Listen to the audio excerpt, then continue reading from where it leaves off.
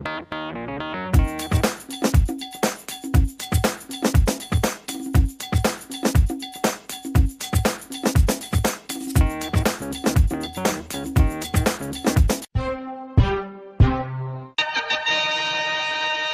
Modernos, de 1936, é um marco na filmografia de Charlie Chaplin.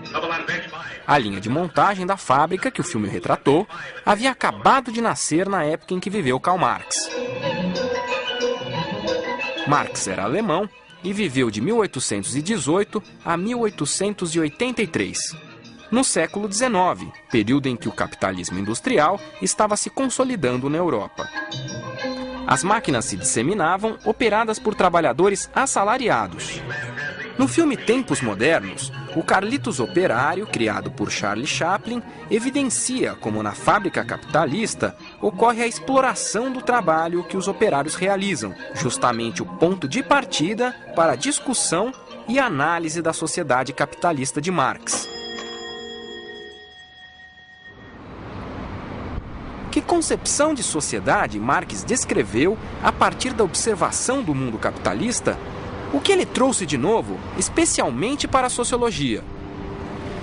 Para responder a essas perguntas, fomos a Sabaúna, um distrito isolado de Mogi das Cruzes, a menos de 70 quilômetros de São Paulo.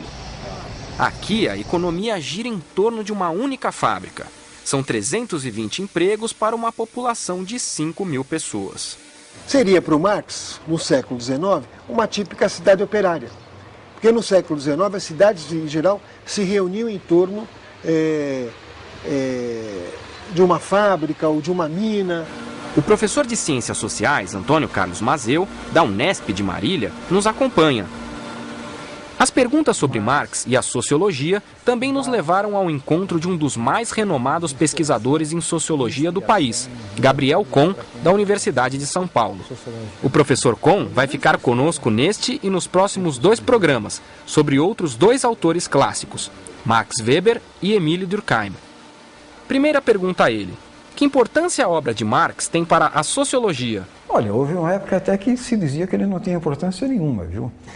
Porque ele era considerado um economista, um filósofo, sei lá, um grande revolucionário, mas ninguém diria que ele tivesse contribuição para a sociologia. Que, aliás, quando ele escreveu, etc. e tal, pouco mais existia do que o nome inventado pelo Comte, um autor contemporâneo do Marx, que o Marx não gostava especialmente, ele tinha antipatia pelo Comte. Até porque, na perspectiva do Marx, era muito conservador, etc. Kohn se refere ao filósofo francês Auguste Comte, que em torno de 1830 foi o primeiro a usar o termo sociologia. No entender do Marx, o capitalismo produz uma primeira relação social fundamental, da qual derivam N outras, que é a relação de assalariamento, a relação de compra e venda de força de trabalho, que não é uma relação natural, ela teve que ser inventada. Alguém tem a indústria, alguém tem capacidade de trabalhar, a relação que se estabelece é eu vendo minha capacidade de trabalho para quem tem a indústria. Essa relação é central. Quer dizer que quando o pesquisador Flávio Sais, no programa sobre capitalismo no Brasil, disse: a ideia do trabalho assalariado seria, vamos dizer, o núcleo da concepção de capitalismo. Então, ele estava pensando de acordo com as descobertas de Marx. A história de Sabaúna se confunde com a expansão do capitalismo no Brasil. Lugar de passagem da antiga ferrovia São Paulo-Rio de Janeiro, era ponto de parada obrigatório para o abastecimento dos vagões com a produção agrícola local. Qualquer sociedade capitalista vai ter como desde a sua origem, vai ter como fundamento a ferrovia. Por que a ferrovia? Porque a ferrovia, antes de mais nada, é um instrumento de circulação da produção. Hoje, a estrada de ferro não transporta mais produtos agrícolas. A produção da fábrica de aquecedores, tomadas e chuveiros elétricos sai daqui pela rodovia Presidente Dutra, que praticamente acabou com o transporte ferroviário. O trem é usado apenas para o transporte de carga. A fábrica é a principal fonte de renda dos habitantes de Sabaúna. Sabaúna, ela está numa área de preservação. Então não podemos ter unidades fabris aqui, a não ser essa que já existia quando essa legislação foi feita, né? Eu diria até que a gente, olhando alguns setores da produção, lembra aquele famoso filme do Chaplin, em tempos modernos, né? Onde exatamente o trabalhador enlouquece pelo trabalho repetitivo. E ele enlouquece, lembra que o Chaplin sai apertando o botão, ele vê um vestido, vê os botões, ele vai querer apertar o botão do vestido da mulher. Marx, ele tem, como todos os grandes autores, tem um grande problema. O problema dele era, como é que eu posso explicar a dinâmica extraordinária dessa sociedade que se transforma de uma maneira verdadeiramente revolucionária por força de mudanças econômicas que tem como propulsor uma determinada classe, né, um determinado conjunto de pessoas. Eu não estou definindo com precisão, mas enfim, tem como propulsores o conjunto dos capitalistas, o conjunto daquilo que ele chamaria a classe burguesa. Como é que essa coisa caminha? Quais são as tendências? O que ela está produzindo? Quais são os limites disso?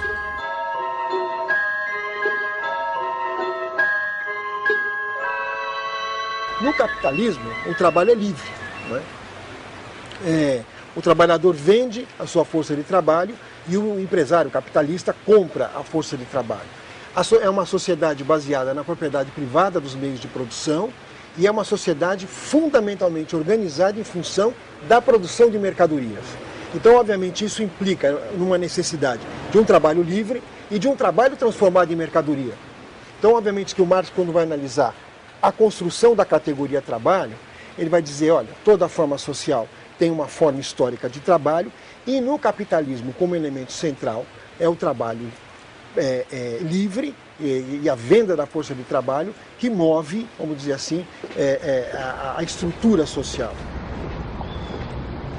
O comprador da força de trabalho consome-a, fazendo o vendedor dela trabalhar. Este, ao trabalhar, torna-se realmente no que antes era apenas potencialmente. Força de trabalho em ação. Trabalhador. Para o trabalho reaparecer em mercadorias, tem de ser empregado em coisas que sirvam para satisfazer necessidades de qualquer natureza. Por isso, temos inicialmente de considerar o processo de trabalho a parte de qualquer estrutura social determinada. O que acontece no capitalismo? Primeiro, o trabalhador não tem mais os meios de produção, ou seja, não tem os instrumentos de produção. O trabalhador vende só sua força de trabalho. Então, eu quero trabalhar. Pois não, o que o senhor sabe fazer? Eu sou marceneiro.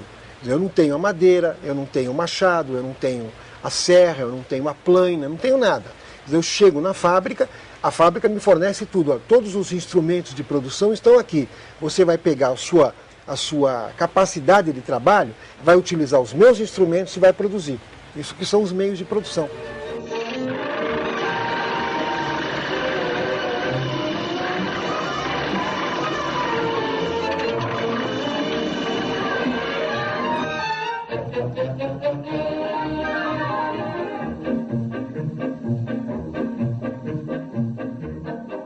Um dos grandes lances de gênio dele é que ele não falava simplesmente em produção.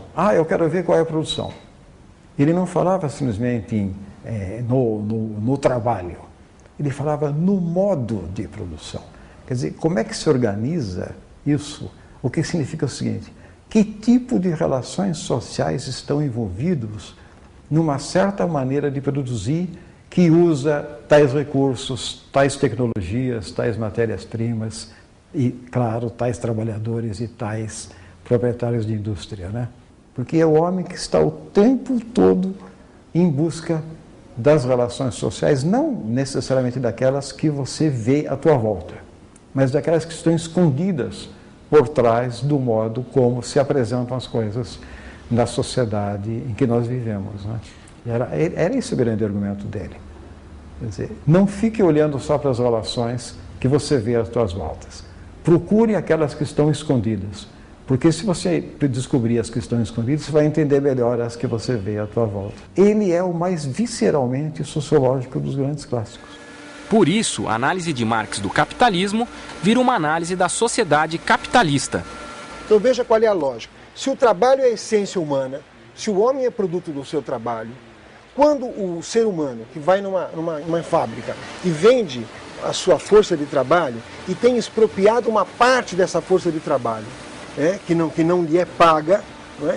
O Marx vai chamar isso é uma alienação do trabalho humano. Então uma parte do seu trabalho está alienada. Por quê? Porque quando a gente pensa no trabalho humano, nós pensamos no resultado do trabalho. Então você imagina, isso o Marx vai chamar de processo de produção de mais-valia. Tentando exemplificar. Se eu faço um contrato com um capitalista, olha, eu vou trabalhar 8 horas por dia e vou receber R$10. Nessas 8 horas por dia, em 4 horas de trabalho, eu já paguei meus R$10, qual eu recebo. Aí eu trabalho mais 4 horas, que são mais R$10 que eu estou produzindo. Só que esses mais R$10 não vêm para mim, vão para o capitalista. O Marx vai dizer o seguinte, isto é uma expropriação do trabalho humano, e essa expropriação do trabalho humano eu vou chamar de mais-valor, ou mais-valia. O que o capitalismo está produzindo? O capitalismo é uma criação histórica de uma determinada classe social. A burguesia proprietária dos meios de produção. Ela tem que se relacionar com quem efetivamente produz. Ao se relacionar e colocar esse pessoal nas empresas, nas fábricas e tal, ela é obrigada a trazer para perto e organizar, de alguma maneira, esse conjunto que estava disperso por aí de trabalhadores diretos na produção. Resultado, o capitalismo produz, além de produtos materiais, além de mercadorias, produz uma nova configuração social. Para começo de conversa, uma nova classe. Ele sugere que, se o capitalismo gera uma nova classe que pode se orientar, combinar, organizar seus interesses de uma maneira que não tem compromisso algum com a manutenção da ordem capitalista, então na cabeça dele isso significa o seguinte: inexoravelmente, em algum momento, essa nova classe vai fazer valer a sua capacidade e os seus interesses. E vai gerar um outro tipo de sociedade. Marx, sem dúvida, apostava nesse outro tipo, uma sociedade tipo socialista, que você não tivesse mais compra e venda de força de trabalho, não tivesse mais apropriação privada do trabalho, e na cabeça dele, tendencialmente, não teria nem mais o Estado como grande órgão coordenador da sociedade. O socialismo seria a realização inteira da ideia de sociedade, que significaria, no caso, associação livre de homens livres, não sujeitos a qualquer tipo de dominação externa. Isso seria, na cabeça de um autor como Marx, a realização plena da sociedade. Esse é o modelo, digamos, ideal que ele tinha na cabeça. Ele achava que havia condições históricas para, claro que num processo bastante longo, chegar a isso. Dessa análise de Marx, nasceram no século XX as correntes de pensamento chamadas marxistas, que dizem lutar pela criação de uma sociedade em que homens não explorem outros homens. Em 1917, a Revolução Russa, baseada no marxismo, buscou colocá-las em prática. Juntaram-se à União Soviética países do leste europeu que, em 1945, depois da Segunda Guerra Mundial, passaram a ser chamados de Cortina de Ferro. Metade da Alemanha de Marx fez parte da Cortina de Ferro. A queda do Muro de Berlim, em 1989, simbolizou o fim da União Soviética, 72 anos depois de sua criação. A primeira tentativa histórica de realizar aquilo que real supostamente era o propósito do Marx não funcionou. Na realidade, foi efêmera, em termos históricos foi uma coisa minúscula. 70 anos não é nada para a história. Foi uma espécie de espirro dentro da história. Eu não estou, com isso, desqualificando, é claro, eu estou me referindo, sem dúvida, à Revolução Soviética. Não estou desqualificando como fenômeno histórico, é importantíssimo, tem marcas gigantescas no século XX, e não só negativas, certamente não só negativas, muitas positivas, mas tem que considerar isso. Quer dizer, não é por um ato revolucionário, assim, meio voluntarista, que você muda esse negócio. Então, temos que considerar que o capitalismo está aí, está firme, e não há, a não ser que você tenha uma concepção totalmente catastrófica, não há muita perspectiva de uma mudança no curto prazo, e nem seria desejável. Nessa sociedade capitalista analisada por Marx, a educação tem um papel decisivo. A primeira criança que nós trabalhamos, quem foi? Ele não tem, pessoalmente, uma reflexão sistemática sobre educação. Mas a tendência maior do Marx e dos seus seguidores é de desenvolver uma visão crítica sobre os limites da educação na sociedade contemporânea, que, no entender deles, estaria demasiado voltada para a reprodução das condições já dadas de vida social e não suficientemente voltada para criar indivíduos capazes exatamente de ir além, de transcender isso, né? E o que Marx pensaria do mundo de hoje? Olha, o Marx ficaria espantado por dois motivos, segundo a minha avaliação. Primeiro, ele diria o seguinte: tudo aquilo que eu avaliei, que eu analisei, está acontecendo, não é? A mercadoria se transformou, não é mais um fetiche, mas é uma reificação. O mundo vive uma reificação. Todas as relações sociais se mercantilizaram, não é? O Marx imagina o Marx caminhando pela Avenida Paulista e olhando as revistas de mulheres nuas. Ele iria dizer: está aí o ser humano que virou mercadoria de vez, se vende pessoas nas ruas, não é? Ele diria que a mais-valia se realiza hoje de uma forma brutal, de que há uma concentração, de que houve aquilo que ele dizia que era uma tendência, aconteceu, a fusão do capital financeiro com o capital industrial, que é o capital monopolista do mundo contemporâneo, não é? E também iria dizer o seguinte: puxa vida, essas experiências socialistas falharam, e falharam muito. O pensamento marxista se defronta, entre outras coisas no momento, com o seguinte problema: a forma tradicional de construir uma alternativa histórica ao predomínio unilateral da sociedade capitalista, que seria a organização política de uma poderosa classe trabalhadora, de um poderoso proletariado, essa condição não existe mais. A classe trabalhadora está na defensiva, perdeu as suas condições de negociação e não é uma força, e não será em futuro próximo. Os trabalhadores da produção não serão uma força capaz de mudar a sociedade. Então, essa alternativa se foi. O problema é qual é historicamente a alternativa possível e como é que ela pode se organizar. A partir de que indicações, por que modos, nacionalmente, internacionalmente, localmente, em nome de que bandeiras e por aí vai.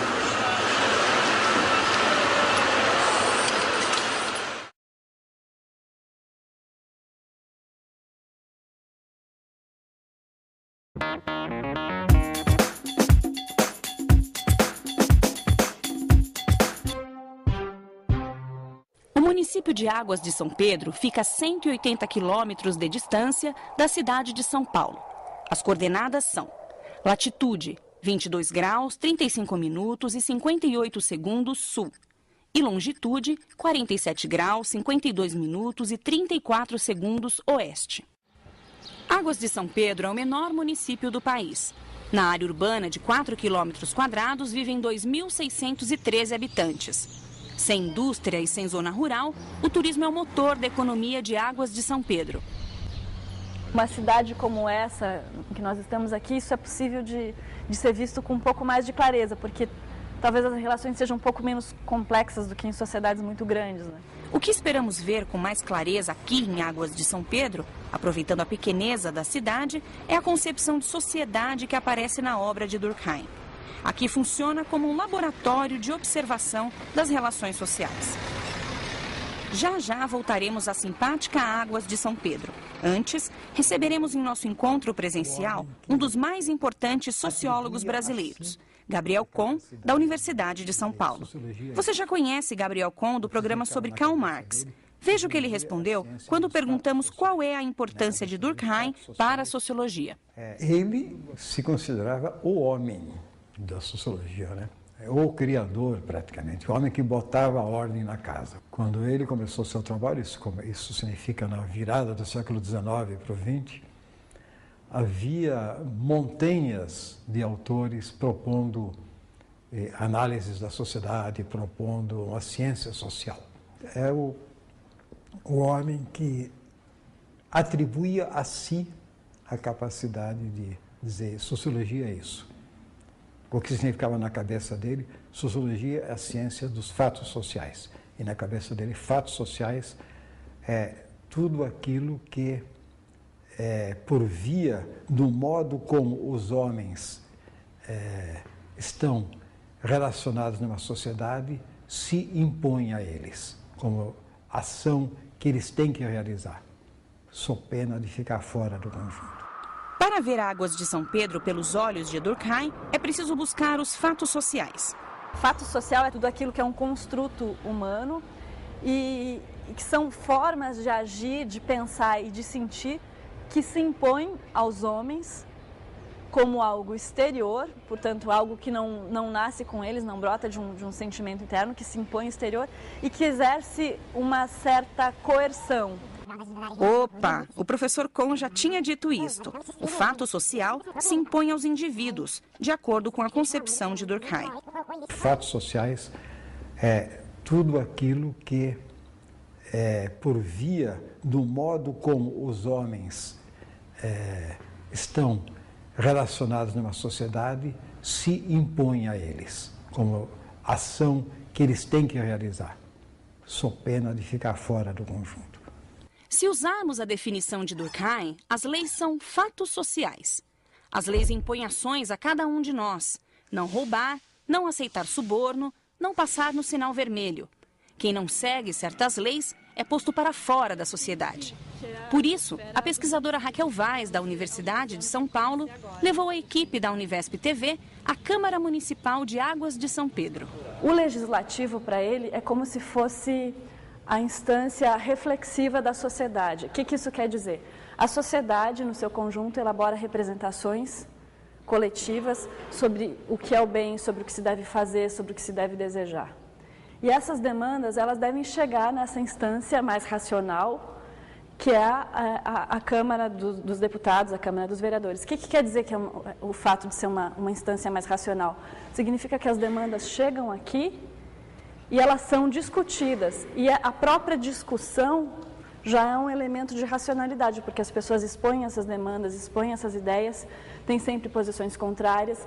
E é nesse processo de discussão, de deliberação, que se chega a uma ideia mais clara sobre aquilo que deve ser votado e ser transformado em lei. Quer dizer, a lei funciona como um mecanismo para orientar as ações dos homens. Ele tinha, sim, uma concepção da sociedade, de qualquer sociedade, mas especificamente daquela em que ele vivia, que o componente ideal consistiria no seguinte: idealmente para ele, uma sociedade estaria impecavelmente organizada. Forçando um pouco, é quase como de uma associação dos homens em que todos se sintam bem, ao mesmo tempo que obedecem às exigências do conjunto. Então, nessa perspectiva durkheimiana, a escola é importante, porque é lá que as crianças aprendem a obedecer. Por isso, depois da visita à Câmara Municipal, Raquel Vaz levou a equipe da Univesp TV à Escola Municipal de Educação Infantil de Águas de São Pedro. Olha, nós vamos falar, como todo dia a gente fala, das regrinhas. Quais são as palavrinhas que a gente usa? Por favor. E quando você machuca o amigo, o que você fala? Para ele, o sistema educacional tem papel central, porque é o lugar, por excelência, em que os jovens são apresentados às orientações que a sociedade espera deles. A visão deles da educação é a da formação de cidadãos integrados na sua sociedade, digamos assim, disciplinados, o que não significa necessariamente submissos. Durkheim não era um homem avesso a exigências democráticas, mas era um homem, digamos, com uma visão extremamente severa da sociedade. Aliás, é o mais severo dos grandes clássicos. E o material, a gente pode rasgar, Acho que a primeira coisa que me chamou muito a atenção foi na gravação que foi feita há pouco, da professora com as crianças. Eu fiquei pensando nas coisas que ele escreveu sobre o processo de educação moral, sobre a importância disso como a primeira etapa de inserção da criança na vida social, que as crianças tinham um grande esforço de corresponder às expectativas da professora. Elas tinham esse grande interesse em aprender as regras, em mostrar que sabiam as regras, mesmo quando falavam coisas que não eram perguntadas.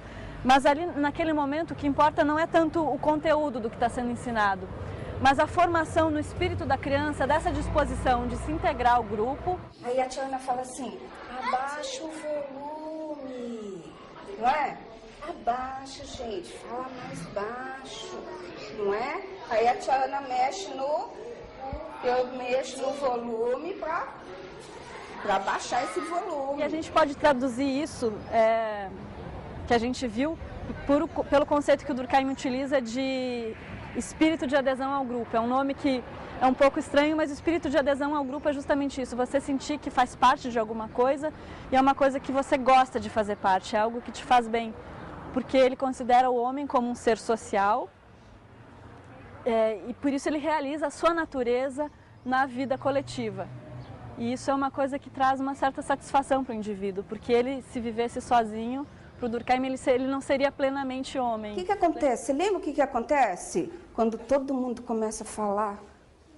Eu não entendi nada. Isso mesmo, a tia Ana não entende nada. Esse é o princípio dessa vida em sociedade, que significa o quê? Você aprender a respeitar as regras que existem na sociedade, você aprender a amar o grupo do qual você faz parte e a você também começar a aprender a se colocar nesse mundo. Esse já seria o começo daquilo que o Durkheim chama de espírito de disciplina, você começar a refletir sobre essas regras que existem. Quando a professora, por exemplo, perguntava qual é a regra e por que a gente tem essa regra, tudo isso faz parte desse exercício, desse espírito de autonomia que é aprendido desde muito cedo pelas crianças e que faz parte dessa exigência desse mundo moderno, que é de crianças que não apenas sabem obedecer, mas que também sabem o porquê das regras, também sabem questionar, sabem por que seguem aquelas regras. As formas de convivência na sociedade, por serem sociais, portanto também culturais, elas não são naturais. E a tendência espontânea e cotidiana das pessoas é tomar como se fossem naturais. E o processo educativo tem que fazer frente a isso.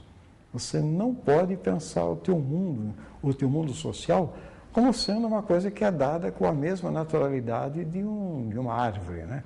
Você tem que pensar como uma coisa dinâmica que tem a ver com a tua inserção no mundo, que sempre apresenta alternativas e que as alternativas não são assim simplesmente fantasiosas. Você tem que conhecer o mundo tal como é para poder saber o que é possível. Você tem que dissolver o caráter assim de suposta naturalidade das relações entre os homens para poder se localizar e poder contribuir na formação de novos integrantes da sociedade. Então Durkheim via a escola como transmissora das orientações da sociedade, responsável pela formação do ser social. Portanto, para ele, a educação também é um fato social. O ser social, ele está encarnado nisso que o Durkheim chama de representações coletivas, que são todas as ideias e sentimentos que nós compartilhamos e que estão encarnados, em primeiro lugar, e sobretudo nos códigos jurídicos, nos romances, na poesia, nos ditos populares, na nossa maneira de vestir. Tudo isso diz respeito a esse ser coletivo, e esse ser coletivo, ele de certa maneira está encarnado em cada consciência particular e está em interação constante com o ser individual, mas ele ele está acima dos indivíduos, tanto nos indivíduos dessa geração, e parte da sobrevivência desse ser coletivo diz respeito ao fato de que ele é transmitido de uma geração a outra através da educação. Émile Durkheim viveu na França de 1858 a 1917. Ele assistiu à Segunda Revolução Industrial e à consolidação do capitalismo na Europa. Foi essa sociedade que Durkheim pensou. A questão que a obra dele procurou responder é: que laços se formam entre os homens e que constitui a sociedade?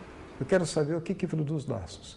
E aí eu não tenho outro jeito senão procurar quais são os imperativos que, pelo fato dos homens viverem uns com os outros, se impõem aos homens.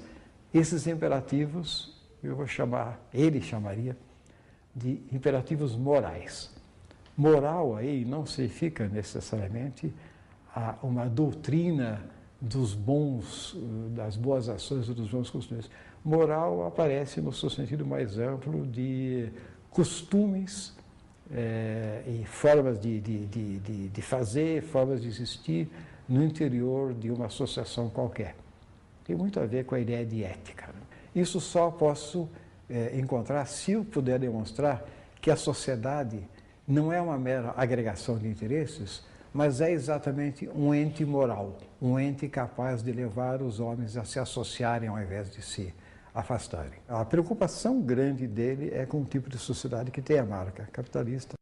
Durkheim e Karl Marx analisaram a mesma sociedade do século XIX, mas Durkheim tinha uma concepção de sociedade diferente de Marx.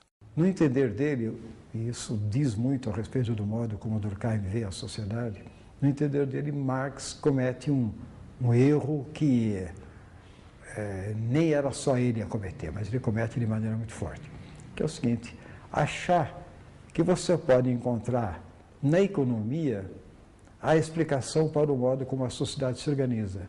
E ele dizia, isso é impossível, porque a economia não tem capacidade organizadora. Veja o caso do mercado. O mercado não é uma forma de organizar a sociedade, pelo contrário, o mercado é dissolvente de relações sociais, ele não é aglutinador. O que eu tenho é que procurar alguma outra fonte de aglutinação, para usar o termo que ele usava, solidariedade dos homens na sociedade. Solidariedade aí significa laços entre eles, não significa necessariamente laços bondosos, digamos, laços entre os homens.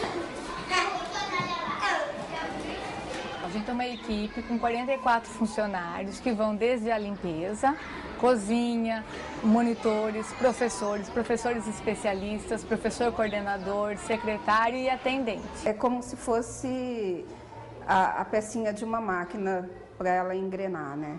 Então, quando falta uma pecinha, o negócio ele pode funcionar, mas vai ser mais difícil, entendeu? O ideal é que eu tenha 100% dos funcionários dentro da escola, senão um tem que cumprir a função do outro, aí nenhuma coisa nem outra acaba sendo bem feita. Se não tivesse faxineiro, a escola seria imunda. Se não tivesse o merendeiro, a gente não podia lanchar. E se não tivesse professor na sala de aula, a gente não iria aprender. Esse exemplo cotidiano de solidariedade entre os indivíduos é assunto do livro Da Divisão do Trabalho Social, escrito por Durkheim em 1893. Nesse livro, ele define os termos solidariedade e anomia. Anomia é um termo fundamental nele, exatamente. Literalmente significa ausência de normas, mas não é bem que não haja norma. O que há na perspectiva do Durkheim é que em certos momentos, em sociedades altamente complexas como essa que nós vivemos, o sujeito está exposto a um conjunto pouco articulado de normas e muitas vezes conflitantes. Então ele não sabe para que lado vai, ele não sabe muito bem para que lado seguir. E ele encontraria isso em alta escala na sociedade. E diria, pequenos grupos de convivência dos jovens estabelecem certas normas que colidem com normas da escola, que por sua vez colidem com normas do emprego e por aí vai. Por onde vai se orientar? O jovem, especialmente. Aliás, ele provavelmente viria como o segmento mais mais penalizado das sociedades contemporâneas, os jovens. Durkheim é um homem preocupado com as instituições mais do que com os indivíduos. Nesse sentido, ele está no extremo oposto ao seu grande contemporâneo Max Weber, né? É o extremo oposto. Quer dizer, enquanto Durkheim olha, mas quais são as formas de organização que se impõem aos homens, os integram e lhe dão referência para agir, o Weber diria, não, eu quero saber quais são as orientações que os homens, os indivíduos, imprimem à situação e como é que na relação entre eles vão aos poucos criando a rede na qual continuarão a interagir. Mas isso é uma outra história que fica para um próximo encontro.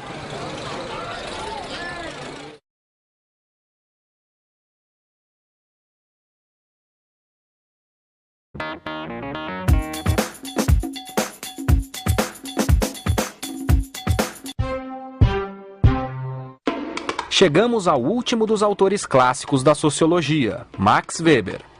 Assim como Marx e Durkheim, Weber também buscou, com a sua sociologia, entender um problema que o intrigava. O problema da unificação do Estado alemão. Um processo que culminou em 1871, quando os estados da Confederação Germânica do Sul uniram-se em um só Estado, a Confederação Germânica do Norte. A Alemanha da juventude de Weber também era um Estado jovem. Ele queria saber em nome do que e de que modo a Alemanha poderia, uma vez consolidada como um Estado nacional, como é que ela poderia desempenhar um papel importante no mundo, nas relações com outras nações. Para responder isso, acabou desembocando numa concepção de ciência social que enfatiza a figura do agente, a figura do ator da ação, e enfatiza também os significados que as ações têm. Ou seja, as ações dos homens carregam propósitos, carregam intenções, e o problema é saber como decifrar isso. Neste encontro, além de Gabriel Kohn, que você já conhece, o pesquisador Flávio Pierucci, do Departamento de Sociologia da USP, é outro convidado da Univesp TV para expor o pensamento de Weber. O Weber queria dizer, a sociologia é feita de ações sociais praticadas por indivíduos. Não é de saída uma ciência dos grupos, é uma ciência dos indivíduos agindo socialmente. É isso que ele quer mostrar. E aí, quando esse indivíduo age em relação a um outro, você tem uma relação social. Ciência dos indivíduos agindo socialmente. Agir para Weber é praticar ações sociais. A ação social de Weber é muito diferente do fato social de Durkheim. Lembra-se? Fatos sociais é tudo aquilo que, por via do modo como os homens estão relacionados numa sociedade, se impõe a eles, como ação que eles têm que realizar, sob pena de ficar fora do conjunto. O fato social diz respeito ao coletivo. A ação social, como disse Gabriel Kohn, é centrada no agente. Que enfatiza a figura do agente, a figura do ator da ação, e enfatiza também os significados que as ações têm.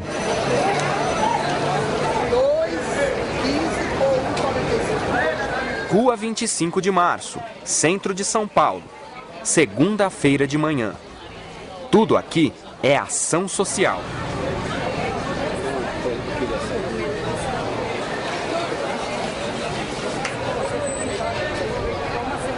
Eu vendo, você compra. Eu mando, você obedece. Eu pergunto, você responde. Quer dizer, você tem tudo isso que são ações individuais, mas que já formaram uma espécie de dependência de uma outra, que é, portanto, então já se formou uma relação social. Max Weber definiu ação social em Economia e Sociedade, obra publicada 2 anos depois da morte dele, em 1922. Aliás, Gabriel Kohn foi quem fez a revisão técnica desta tradução. O que é Economia e Sociedade? É um enorme esforço para tentar, do jeito dele, responder a questões que o Marx também se tinha colocado. Qual é a relação da economia com as outras formas de vida na sociedade? Como é que se relaciona a economia com a religião, com a arte, com a ciência, com o direito? Marx era um grande interlocutor dele, não o único, mas o grande interlocutor dele. Ele considerava um interlocutor fundamental. Weber nasceu em 1864, 19 anos antes da morte de Karl Marx. Ele achava que o marxismo ficava muito preso na ideia de fenômenos econômicos pura e simplesmente, e tinha uma ideia de causalidade que era: os fenômenos econômicos determinam os outros fenômenos, seja na área social, seja na área cultural, seja na ideologia, na arte, o que seja. O que o Weber tenta fazer? Dizer, olha, não vou negar que o modo como se organiza a economia tem efeitos sobre as diversas outras formas da vida social. Não é isso que está em jogo, não estou negando isso.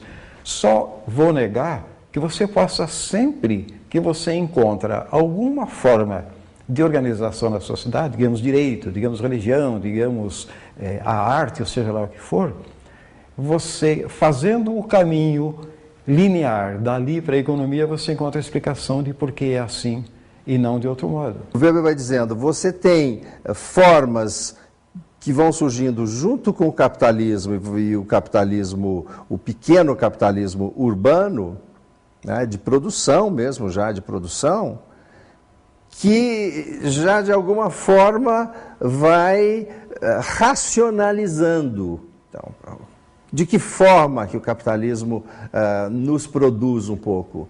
Porque ele nos leva a racionalizar a nossa vida. Você aprende a fazer implicitamente um livro caixa. Na perspectiva dele, a sociedade capitalista, ela representava, digamos assim, o horizonte histórico da sua época. Ele não pensava numa outra sociedade que viesse a substituir a capitalista. Ele queria saber o funcionamento interno disso. Funcionamento interno do capitalismo. A obra de Weber, que vai longe nessa ideia, é A Ética Protestante e o Espírito do Capitalismo. O professor Perucci fez uma tradução comentada do livro escrito entre 1904 e 1905. O capitalismo que a ética protestante com o qual a ética protestante acaba se casando é o capitalismo urbano, do pequeno artesão, normalmente têxtil, que vai agora ter um tear, 2 teares e tal. Então você vai entendendo como é que o Weber começa a ver a formação da burguesia como uma coisa paulatina e que vai educando uma classe dominante, que é a nova classe dominante, para ser uma classe dominante laboriosa. Não vai ser mais uma classe dominante guerreira, como a classe dominante feudal, vai ser uma classe dominante laboriosa, que vai trabalhar todos os dias e vai querer que os seus operários trabalhem todos os dias, daí o conceito de mais-valia absoluta no Marx, vai esticar a jornada de trabalho, tal, mas vai ser trabalho, trabalho, trabalho. O que é o espírito do capitalismo? É uma ética profissional. Não é a economia capitalista. Você percebe? Então ele abre um jeito de você chegar por fatores não econômicos ao capitalismo que não cabe em nenhuma outra ciência a não ser na sociologia.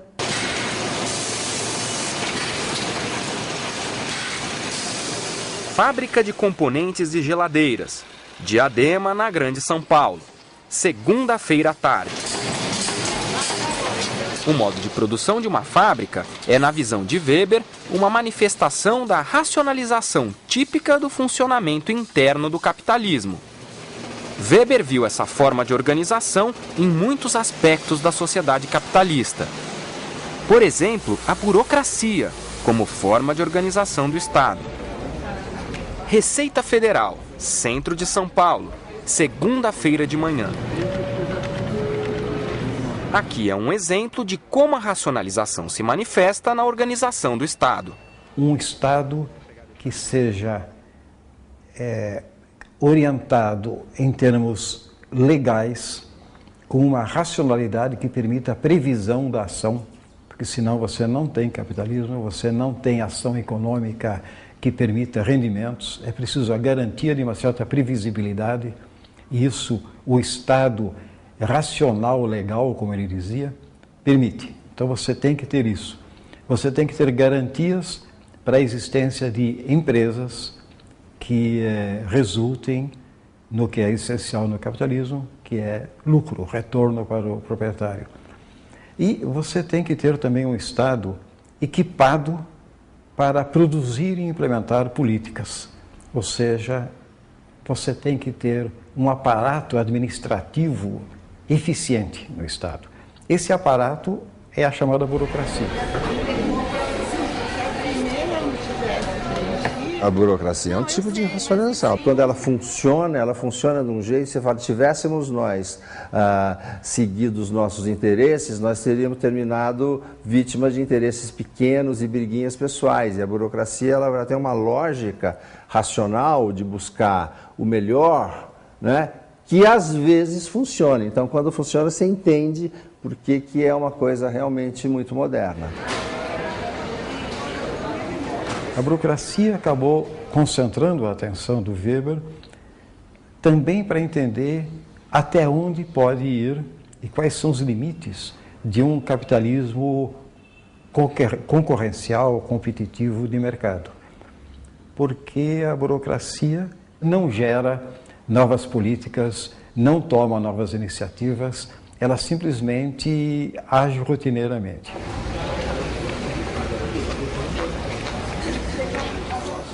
O problema do Weber é que esse corpo burocrático, que é muito bom quando age rotineiramente, ele vai se consolidando porque conhece cada vez melhor quais são as rotinas e vai impondo o modo rotineiro de operar sobre o resto da sociedade, incluindo nisso o próprio Estado, ou seja, a dimensão política da sociedade, e se impondo também à empresa. A política não pode depender simplesmente da rotina. Em função disso, o Weber constrói toda uma análise muito interessante dos choques e dos descompassos entre o burocrata e o político. O burocrata quer que tudo continue do modo que ele está habituado e do modo que permite prever as consequências. O político, se ele for realmente o político, está pensando nas necessidades de novas ações, novos projetos, novos programas para a sociedade toda. A questão é saber quem vai subordinar quem. A aposta do Weber era no político, porque ele não queria, o grande medo dele, aliás, era uma sociedade submetida a uma espécie de rotina estanque. E ele via o grande risco disso correndo na burocracia. Assim como Marx e Durkheim, Weber também pensou na educação. Ele achava que a educação era fundamental para duas coisas. Primeiro, para todo ser humano, a educação é fundamental exatamente para transformá-lo num indivíduo autônomo, dono do seu nariz. Isso por um lado. Agora, por um outro lado, o indivíduo tem que estar politicamente ligado à sua nação.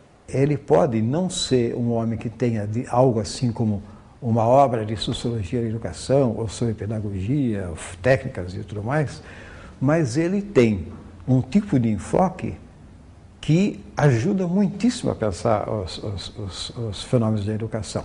Por exemplo, tentar decifrar a dinâmica na sala de aula, digamos. Só para pegar um aspecto pequeno. Quais são os agentes lá dentro, como é que orientam as ações e como articulam as suas ações? E o que resulta disso? Será que o que resulta disso é, sem sombra de dúvida, mais conhecimento? Ou, eventualmente, que tipo de conflitos resultam disso? Como é que você pode encarar isso? Quer dizer, ele pode ajudar muitíssimo na análise de processos e das instituições educacionais. A galinha ruiva perguntou assim: vocês querem me ajudar a pôr o bolo para assar? Não. Existe uma sociedade ideal para Max Weber? A sociedade ideal para o Weber era uma sociedade em que as pessoas pudessem ter os seus pontos de vista radicais, suas convicções radicais, certo? Sendo respeitadas por outras pessoas que também defendiam as suas posições de uma maneira radical. O Weber tinha uma concepção meio heróica da vida. Tudo depende da força com que o indivíduo luta entendeu? E a verdade com que ele age e com que ele, digamos, traça o seu caminho. O que há de bom num grande autor clássico? O que há de bom é o seguinte: ele me permite ver o mundo com um certo tipo de foco que me permita formular perguntas específicas e importantes. Qual é o limite dele? É o das perguntas que ele permite formular, porque outras perguntas estão fora do horizonte dele. Em resumo, você quer pegar grandes processos históricos, tendências de uma sociedade como um todo, e grandes processos de mudança, e a localização dos novos agentes de uma mudança possível, tem que ser Marx.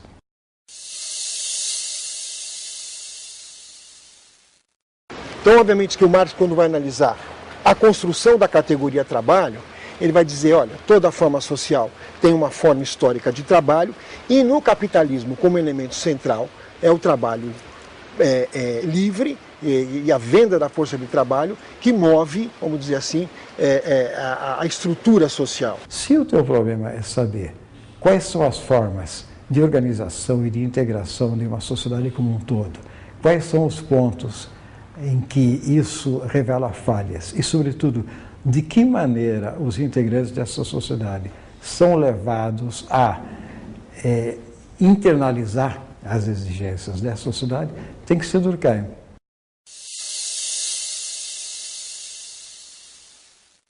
Porque ele considera o homem como um ser social e por isso ele realiza a sua natureza na vida coletiva. E isso é uma coisa que traz uma certa satisfação para o indivíduo, porque ele, se vivesse sozinho, para o Durkheim, ele não seria plenamente homem.